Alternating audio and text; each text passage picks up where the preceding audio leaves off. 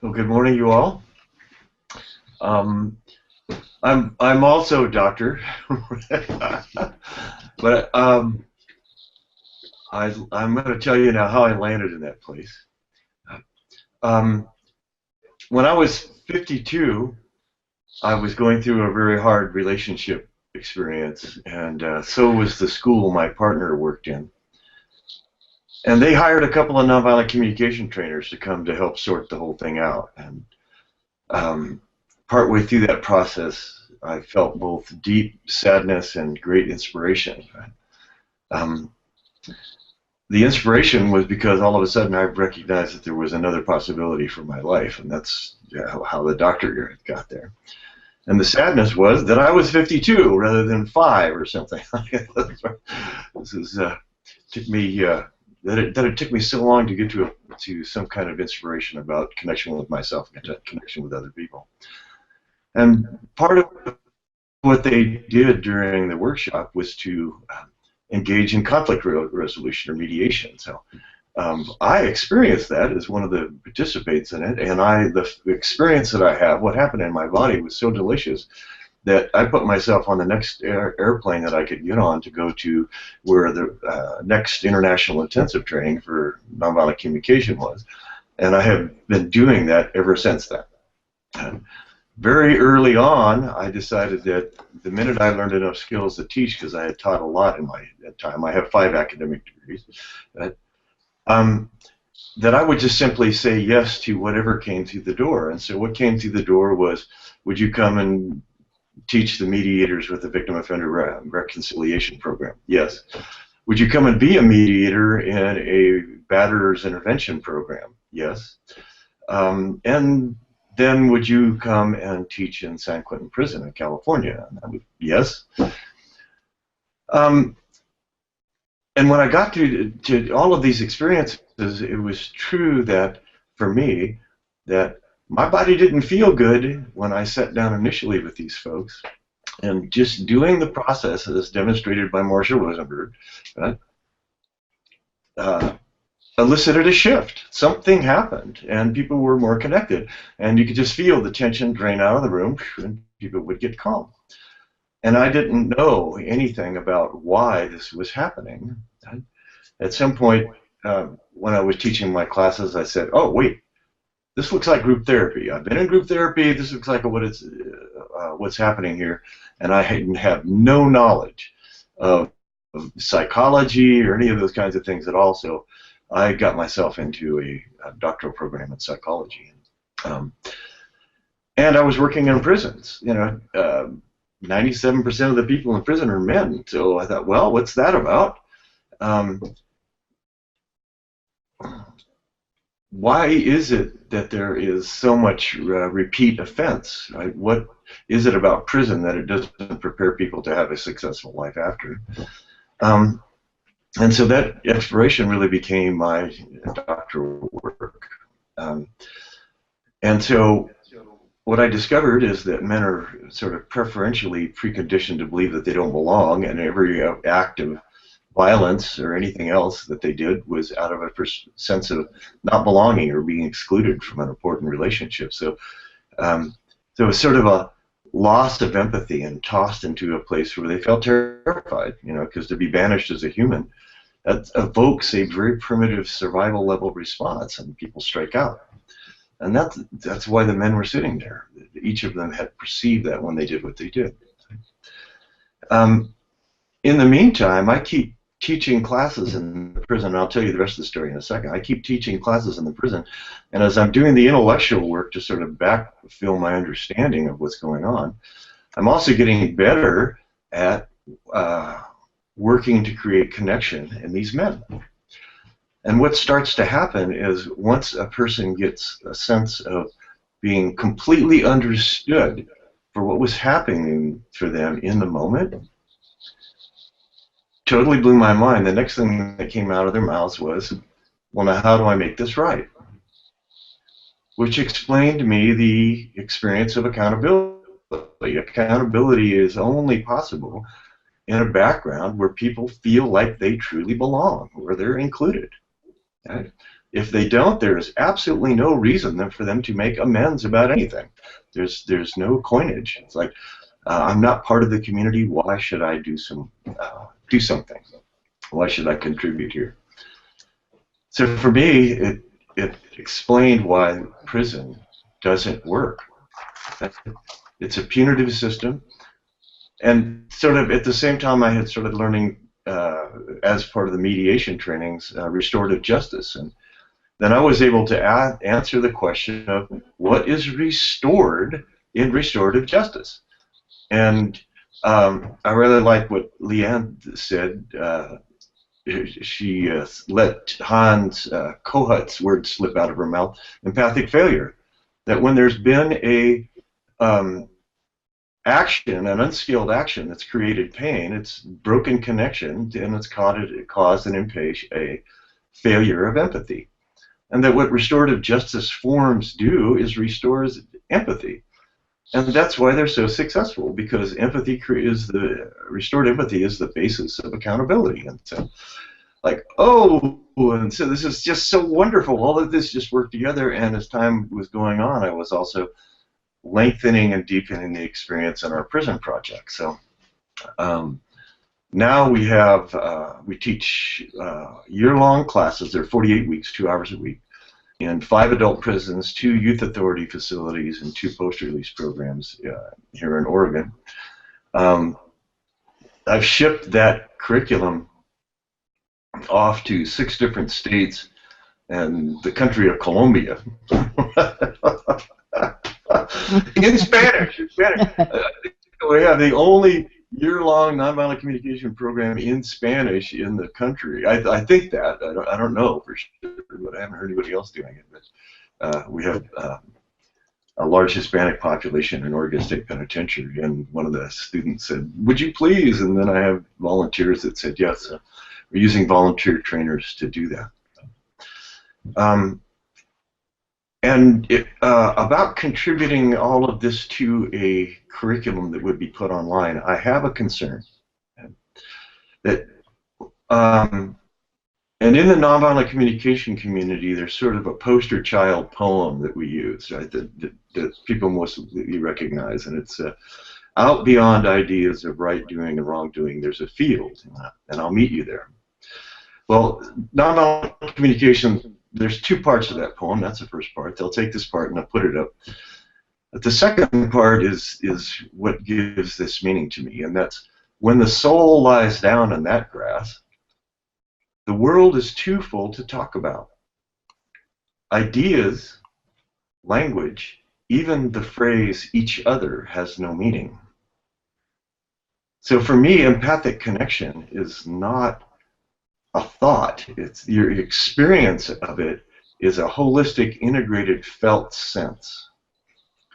So if an attempt was made to train people's intellects, I'm not sure it's going to be so successful, because for me, when I'm doing work to repair empathic failures, or from psychology, when there's been a dissociation, there's a reduction in empathy.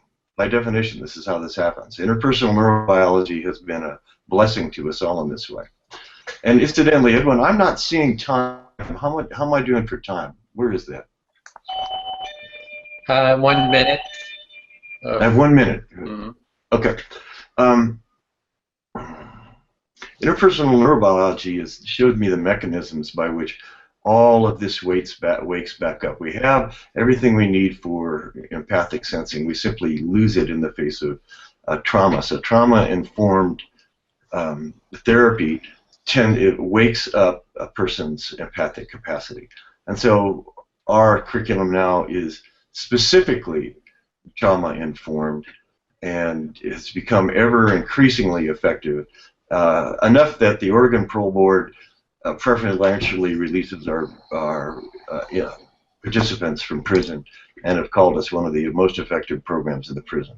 They also asked us to start a project for correctional officers, because correctional officers are way more stressed out than the inmates are, and now that's in its 3rd year as well. So that's what's going on over here.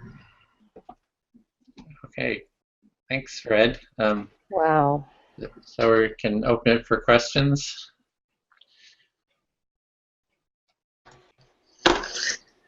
Fred, I just wanted to speak to your wonderful experiences that you've just shared with us. It's amazing how your opportunity to touch your own suffering and connect with your own self-empathy has led to really curative efforts in a population that is so deserving and desperate for empathy and compassion.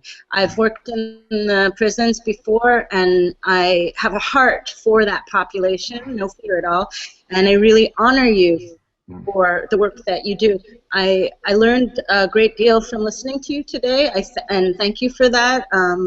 Interpersonal neurobiology has definitely been a huge influence in our understanding of trauma and care, and my heart is swelling big to learn that it is infusing the correctional system in a way. So thank you for your work. My pleasure. And I look at the prison as a monastery. I mean, people have a chance to do the work there. If they take the time, they can do it. So it's in many ways, it's low-hanging fruit for being effective in cultural change, right, or social change, right? That's maybe why people don't show up online, because they're way too busy trying to make a living in this ever-increasingly less empathic culture we have. That's my political announcement for the day. I'll comment. I'll go if I can. Go. Yeah.